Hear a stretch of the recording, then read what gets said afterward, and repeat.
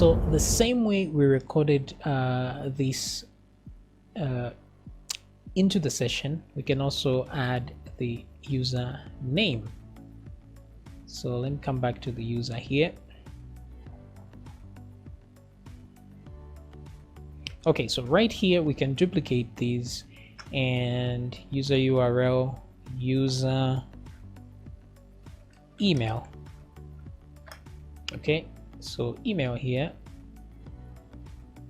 So if you had used names to log in, then you can add them to the thing as well. So if now I go back to the header, this is where this is happening from. So what I can do is I can put that there and say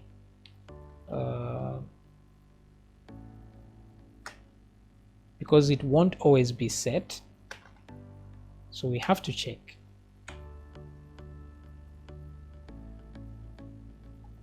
So we're going to say echo is set, like so. That's the email. So question mark. So if it is set, then echo it out. If not, just echo nothing.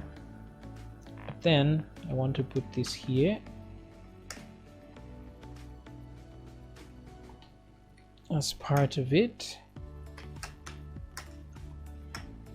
like that. So if I refresh now, it won't show. But if I log in again, this time, there's my email, password. I should get that now. If it's set user email, session user email is equal to data email. Okay, so it doesn't seem to be a problem here.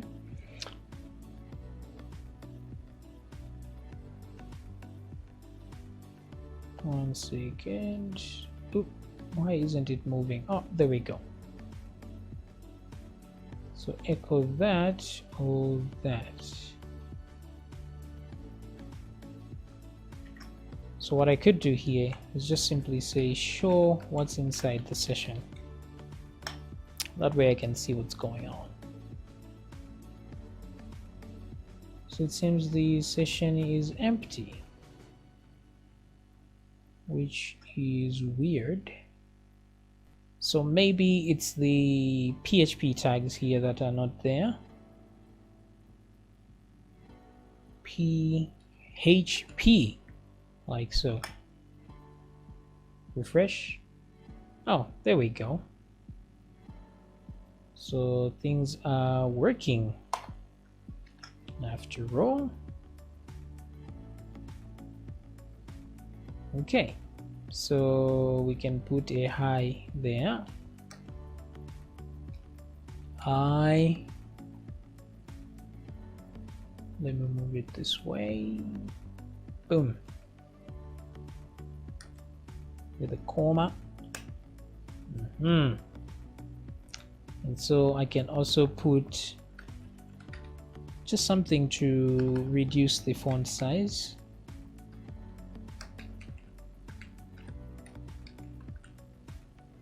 Font size equals, let's say 14 pixels. That should do it. And then I'm going to close that. Then right here, add to this and close the span. Refresh. Ooh, it doesn't seem to be reducing.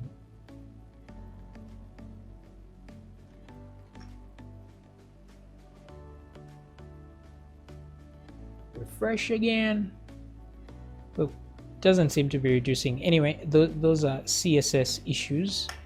So you can poke around and see font size. Okay, it's the equal sign here. All right, so let me try again, and there we go. Okay, that's more reasonable. So let me put it at 14. Refresh the page. Oh, I may have gone overboard.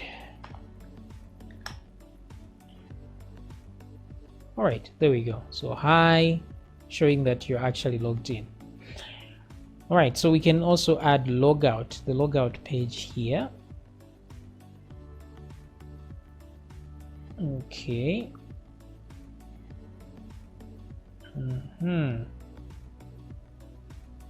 So let's add the logout page as well, real quick.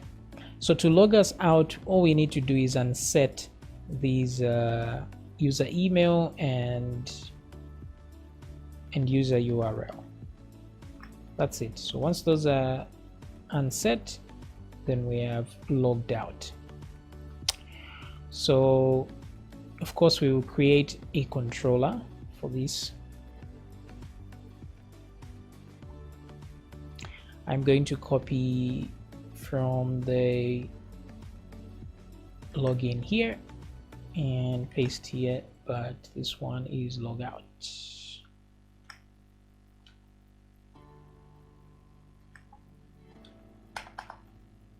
Logout, like that. Yeah, so logout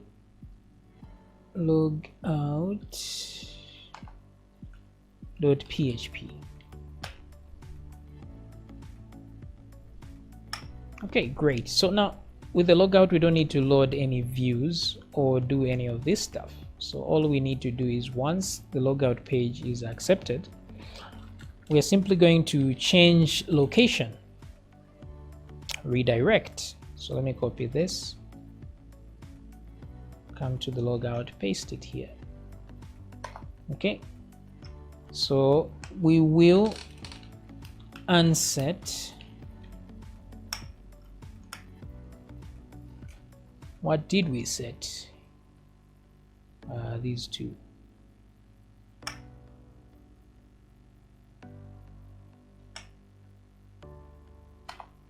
Okay, so I'm simply going to type unset this one and that one.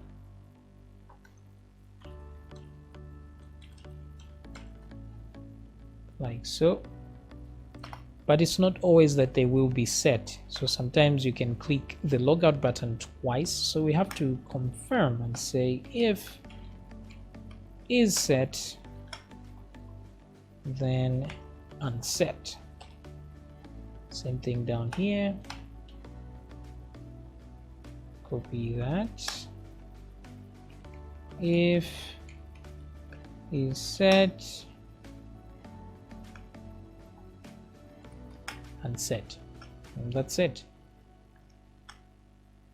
So now we will go to the footer and add the logout a link. So right here, logout.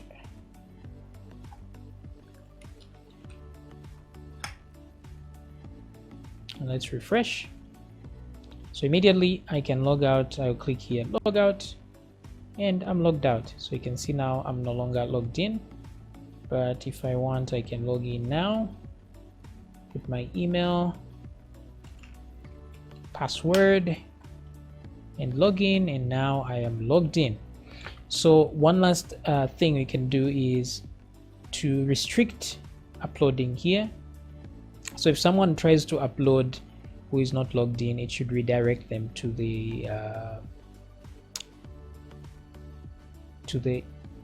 login page, right? So to do that, I can create a model. If we go to the logout.php, this is pretty much what the function will be doing. So we can use the user and create a new function down here to just ask that is the user logged in or not. That's it. So let me do that. Function is logged underscore in.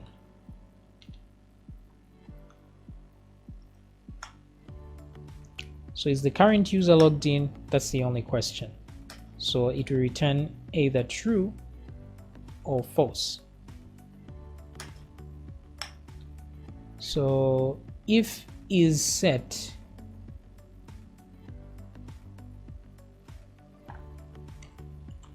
return true.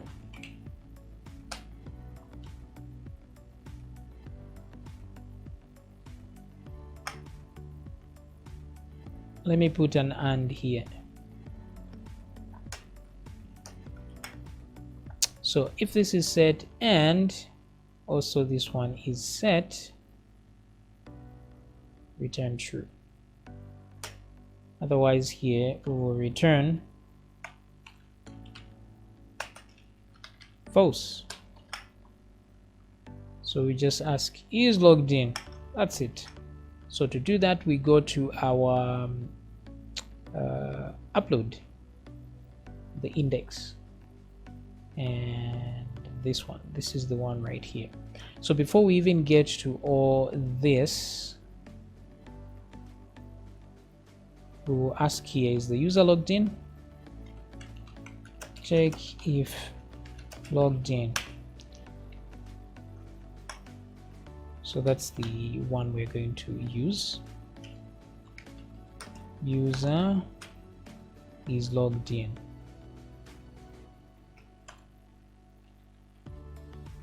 Result is equal to. So we're just going to say if not, like so.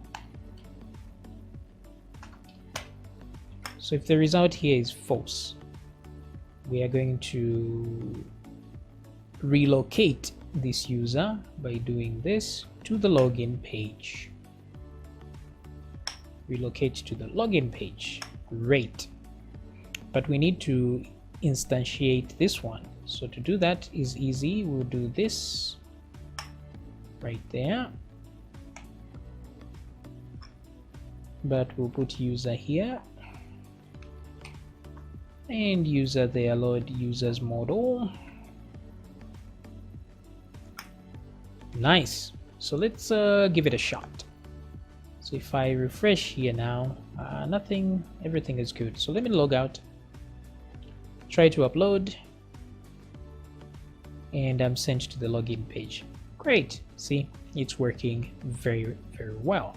So in the same way that we created the login page like this, where we put in some input boxes and then we capture the data inside a model, the same procedure here can be used to create this contact form right here.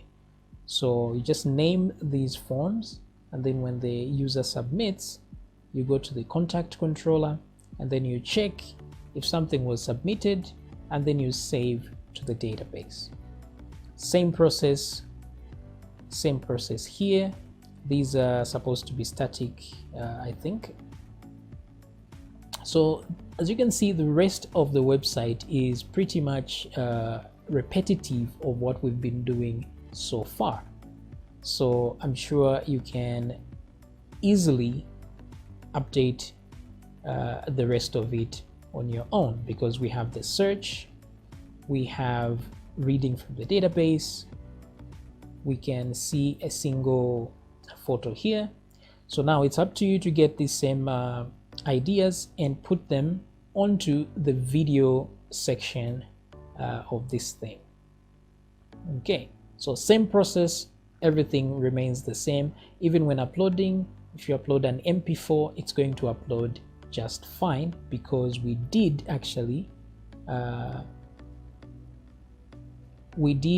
cater for it. If we look at where is this upload file, we did allow for video MP4 here. So if you do upload a video, an MP4 video here, it's going to be uploaded just fine, just as well. So you can just put some if statement to see if what you're uploading is an image or an MP4, and then send it to the correct database. All right, so I hope you have learned something from this tutorial. Though it has been very long, but I hope you've learned one or two things to help you out in creating your own MVC systems. So as you can see, this model view controller system here works very convenient. So the next time you want to create another website, all you need to do is, let me close these files. All you need to do is copy this whole folder, catalog folder here, and paste it somewhere else. And so you notice that the core functionality of this thing doesn't change. The router and all that, everything remains the same. The only thing you're going to be dealing with is the views themselves. You'll simply be adding different kinds of views, and then you'll be adding controllers to suit those views. That's all you'll be doing after that. So that reduces the workload, and this is how frameworks like CodeIgniter actually work. All right, so great to be with you, and I'll see you in a different tutorial.